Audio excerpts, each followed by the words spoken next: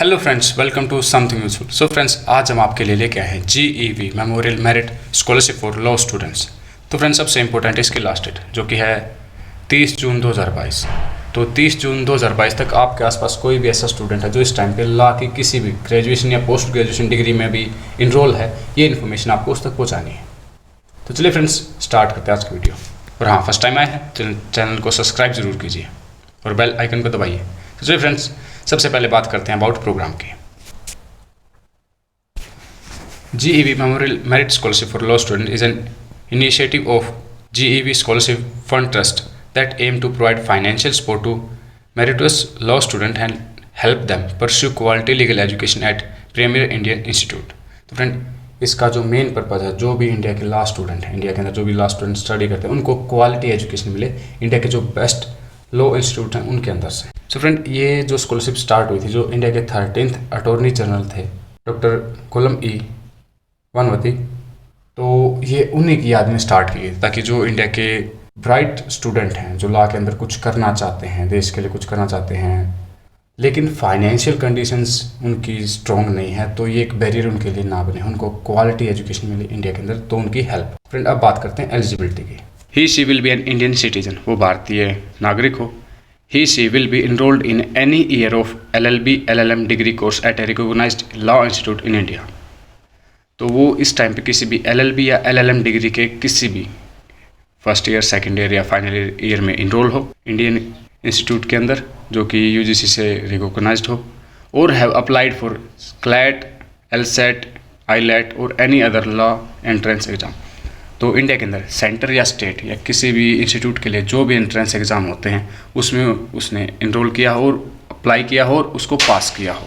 He she have scored minimum of 60% in class 10th and 12th board exam. Class 10th और 12th के board exam में minimum 60% score किया हो। He she have an annual family income of not more than Indian national rupees 10 lakh from all sources. तो उनकी पारिवारिक सालाना आय हो 10 लाख रुपये से ज़्यादा ना हो, चाहे वो जॉब करते हैं, बिजनेस करते हैं या कुछ भी करते हैं, सभी से मिला के। He she will be willing to sign up for the scholarship fund's annual mentorship program to assist and nurture the next batches of GEV merit scholars। तो ये सबसे इम्पोर्टेंट फ्रेंड, यहाँ पे आपको ये साइन अप करना कि अगर आप इस स्कॉलरशिप के लिए सिलेक्ट होते हैं तो फ्यूचर बैचेज हैं, जो भी आने वाले जो स्टूडेंट हैं, न्यू स्टूडेंट जिनको स्कॉलरशिप मिलेगी, जो सिलेक्ट हो गए, उनकी आप हेल्प करोगे। उनकी एजुकेशन में, उनके केसेस में बहुत सारी हेल्प होती है, वो सभी आप करोगे ताकि वो भी एक अच्छे लॉयर बन सके आपकी तरह। अब बात करते हैं फ्रेंड डॉक्यूमेंट रिक्वायर्ड की। कॉपीज ऑफ द मार्कशीट, तो जो भी आपने 10th 12th graduation, post graduation या फिर कोई भी एग्ज़ाम दिया आपने, CLAT, ILAT वगैरह, उसकी सॉफ्ट कॉपी, PDF बोले तो, वो सभी चाहिए।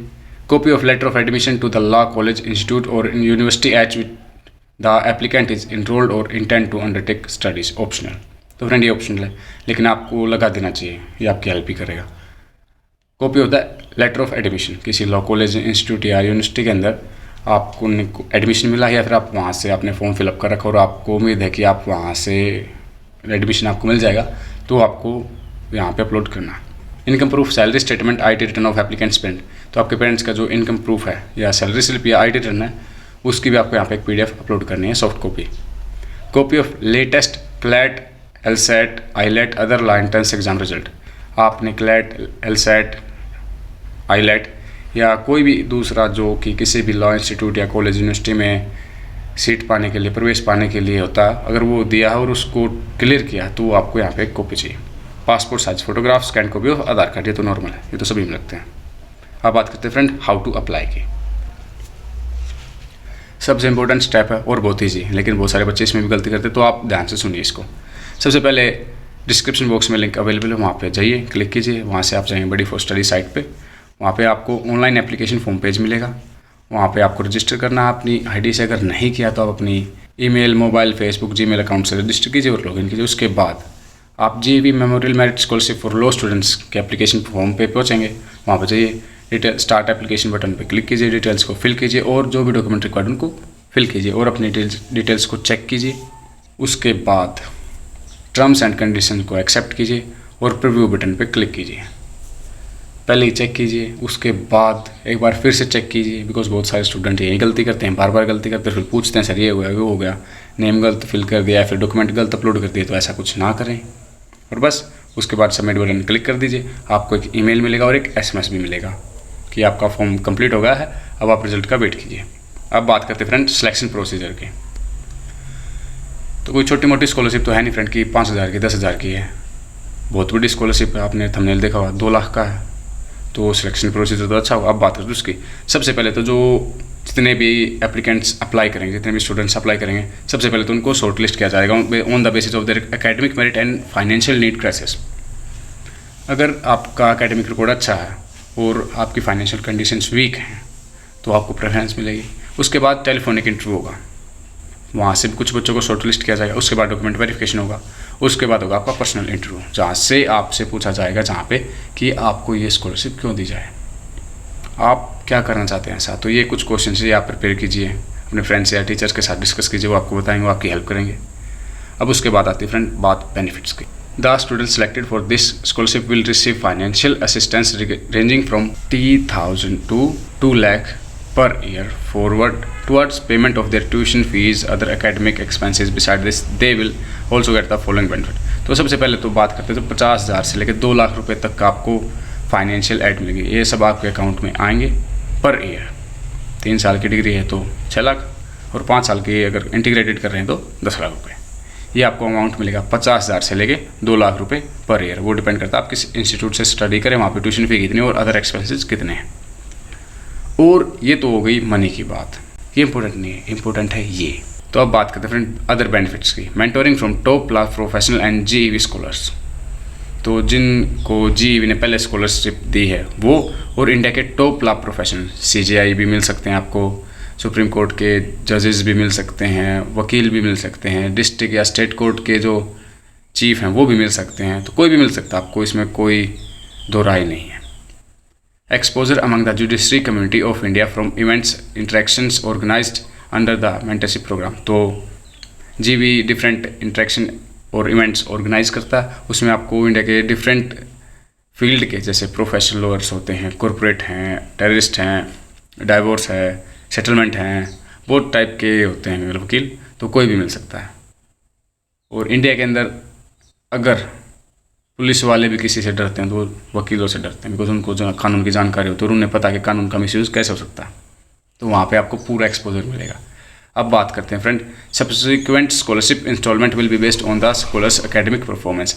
ऐसा नहीं कि आपने अप्लाई किया, आपने इंटरव्यू दिया और आप क्लियर हो गए और आपको 2 लाख रुपये डायरेक्ट मिल जाए, नहीं फ्रेंड, ऐसा नहीं है। यहाँ पे आपको स्कॉलरशिप मिलेगी, आपका फर्स्ट सेम का रिजल्ट होगा, उसके अकॉर्डिंग फिर सेकंड सेम के अकॉर्डिंग आपकी इंस्टॉलमेंट आएंगे। तो जितना अच्छा आप परफॉर्म करेंगे एकेडमिकली उतनी अच्छी आपको स्कॉलरशिप मिलेगी। तो अब बात करते हैं फ्रेंड और भी इंपॉर्टेंट स्टेप की। तो सबसे पहले बात करते हैं for agriculture field career advice. आप अजय से संपर्क कर सकते हैं, एग्रीकल्चर एक्सपर्ट हैं, तो आपको बहुत अच्छी इन्फॉर्मेशन, अगर आपने 12th पास किया या फिर एग्रीकल्चर में आप करियर बनाना चाहते हैं तो आप इनसे कोई भी इन्फॉर्मेशन, कोई भी एडवाइस ले सकते हैं। अब बात करते हैं मेरी, मुझे तो आप जानते होंगे, for any type of career advice agriculture expert हमारे पास हैं। लेकिन उसके अलावा अगर आपको डिफेंस में जाना, गवर्नमेंट जॉब करनी है, प्राइवेट सेक्टर में कुछ काम करना चाहते हैं, या कोई आपके माइंड में कोई कन्फ्यूजन है, तो वो मैं आपकी हेल्प कर सकता हूँ उसको दूर करने में।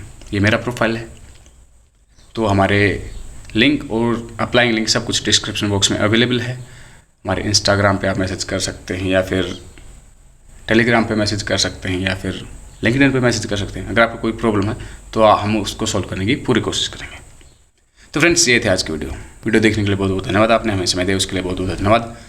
तो अब आपको बस इतना करना है, अगर फर्स्ट टाइम आए तो चैनल को सब्सक्राइब कीजिए, और सब्सक्राइब कर चुके हैं तो शेयर कर दीजिए ताकि और ज़्यादा स्टूडेंट्स की हेल्प हो। बिकॉज फ्रेंड्स इंडिया के अंदर बहुत सारी स्कॉलरशिप्स निकलती है लेकिन स्टूडेंट्स को पता नहीं होता, और हमारी कोशिश यही है कि हम बच्चों को ज़्यादा से ज़्यादा इन्फॉर्मेशन दें, उनकी हेल्प कर सकें। बिकॉज फ्रेंड इंस्टाग्राम पे, यूट्यूब पे आप ये तो कोई बता देगा कि ये गेम खेल लीजिए, ये गेम ऐसे खेलना, ये गेम ऐसे खेलना, आपकी लाइफ कोई भी बर्बाद कर सकता है। लेकिन आपको काम की चीज़ें बताने वाले बहुत कम है, और हम यही कोशिश कर रहे हैं कि जो टैलेंटेड स्टूडेंट हैं उनको स्कॉलरशिप मिले, वो अपनी लाइफ में आगे बढ़े और कंट्री के प्रोग्रेस में अपना योगदान दें।